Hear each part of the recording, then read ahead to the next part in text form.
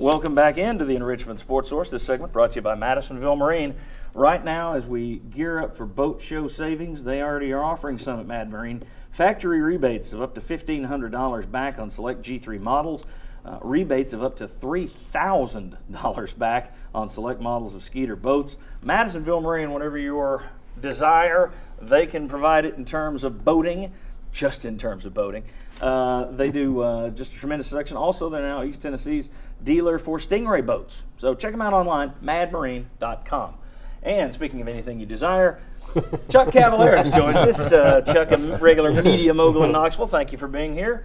Bob Hodge, freelance contributor for the Knoxville News Sentinel. Thank you for joining us. Good morning. Okay, three somewhat surprising hires in college football this week.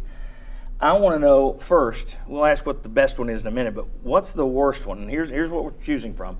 Bobby Petrino going back to Louisville after 1 year at Western Kentucky. This is a guy who burned Louisville once before and has burned everyone who's ever hired him.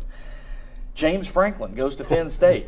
If you'd told me there was one school in the country that simply could not hire a guy with a rape scandal, a sexual assault scandal in his resume, it would be Penn State.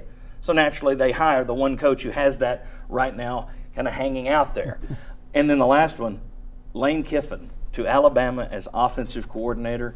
As we discussed before the show, he keeps falling backwards into better jobs. I don't know who's the luckier guy, Kiffin or Dooley. So which one's the worst hire out of that? Louisville getting Petrino, Penn State taking a little bit of a PR hit and getting Franklin, or Alabama grabbing Kiffin? Worst. Which one will not work out? Which one will have the most negative ramifications? I'm going to go with Bobby Petrino going back to Louisville. I don't understand. I thought Bobby Petrino would be rehabilitated. I thought he would have a good job, probably next year, not so much as this year. But the whole thing going back to Louisville after the way he left Louisville, the things that happened with the Falcons after he left Louisville, I just can't see that. I mean, and that just tells you. And the bottom line with college football is you can talk about, Don DeVoe threw out the integrity word while he was out here.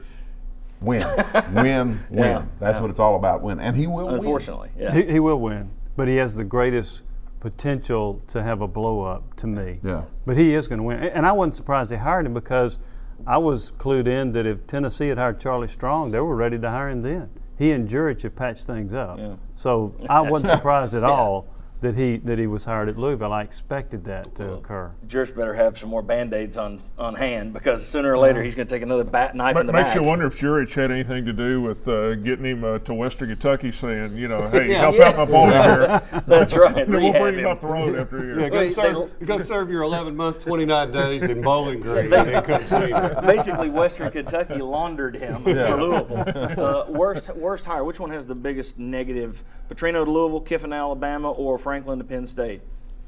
I agree with Bob. I think Franklin to Penn State is a good hire and not really a surprising hire. I know why you cast it that way. It's already been, that was the story on CBS Sports, on USA Today. They're going to get dragged through it again. I have to think that they've done their due diligence on it. I agree. Yeah. So, in Kiffin being an offensive coordinator, I don't think that's going to get. I got to go with Petrino. Yeah, just because he's the head coach. Yeah. And Lane Kiffin, and can we rekindle the sewage treatment plant being named after him again? Where has it worked out for Lane Kiffin wherever he's been? It's incredible. I know. Not as a head coach, but as an offensive coordinator, it was fine at Southern Cal. Right, but as his track record is going to come back, and you almost wonder if it's like a man crush with Nick Saban.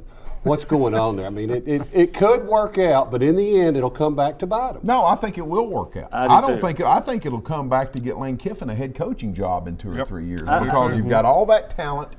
He's going to go down there. He's not a bad coach. And I agree with Chuck, though.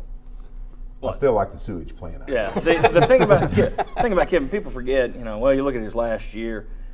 Nobody ever talked about, because he was a jerk. Nobody in the media ever pointed out they're missing 30 scholarship players, and they said, "Well, his quarterback wasn't good." Well, you take 30 scholarship players out from around the guys who's around the quarterback, that's going to impact you, I think. I mean, you saw Tennessee this year. What did their roster look like? And they didn't have NCAA sanctions. So I don't think he's a bad coach. And the worst enemy he has is his own mouth. And at Alabama, Nick Saban doesn't let his assistants talk. I think if he watches him on the recruiting trail, that is the best hire, in my view. is Kiffin to Alabama. What do you guys think the best hire is? I think it's Kiffin, and I think it's the most conservative too, because he's not the head coach. But he did do a good job at Southern Cal's offensive coordinator. And I think he's got a pretty good football mind. I think he's a good offensive coach. I thought he did a nice job with Crompton at a time when I didn't think Tennessee could win with Crompton. And the second half of that season, he was a productive player. So I think Kiffin is the best hire of that group, and I think he is a good play caller.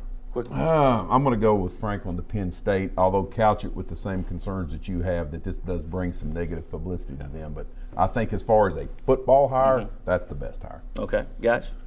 I'm going to say, to me, the most surprising hire is Kiffin to Alabama, just because you'd think Nick Saban, I would have thought over the years he would have watched Lane Kiffin and thought, boy, what a clown this guy is, just style-wise. Yeah. But it's like he already had him in town as a consultant reviewing their offense. Best hire, Chuck. I like James Franklin, a Pennsylvania native, going to Penn State. And I like that too. I think one of the brightest and best young coaches in the country right now. Here's the only thing that my issue. I'm not questioning whether, I don't think he had a thing to do with a cover-up at Vanderbilt, not for the least. I just know that right now it's already happened. USA Today is talking about Sandusky again. CBSSports.com talking about Sandusky again. When James Franklin is called upon to testify in that trial or trials, and he probably will be, it will be Penn State head football coach James Franklin talking at a trial about a rape scandal, which is going to bring back Sandusky. I'm just thinking from Penn State's perspective, you could have hired a lot of coaches out there. I don't know that I would have gone there and looked as tone deaf as they did. That said, I think that will blow over eventually and he'll be fine. But here's one other thing to keep in mind. Bill O'Brien didn't like the fact that he kept hearing about Joe Paterno. Does James Franklin strike you as the shrinking violet type who will sit there and happily be told how Joe did it? I don't know if he'll be any more happy than Bill O'Brien was. He didn't want to hear about Bobby Johnson. He never gave Bobby Johnson any credit for recruiting any of the players at Vanderbilt. So I would say no, he doesn't want to hear that. Yeah. All right, when we come back, we'll take a look at Tennessee's 2014 football schedule in depth. Season over now, the results are in. Early top 25s are out. Tennessee's schedule looks horrible again. Come on back, we'll discuss.